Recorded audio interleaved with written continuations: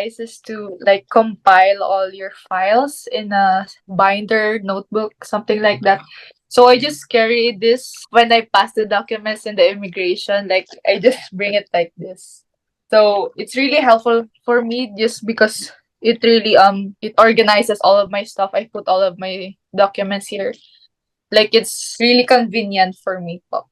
Right. What are those labels in So front? these are the labels, yeah. So yan po, I put some labels on it so para hindi number one po, my mom prepared all of this po. She bought it online in Lazada sa Philippines po.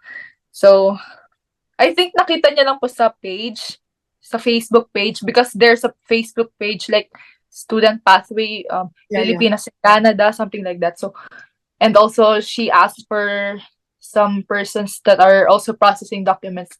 So this is one of the There are very 12 pages.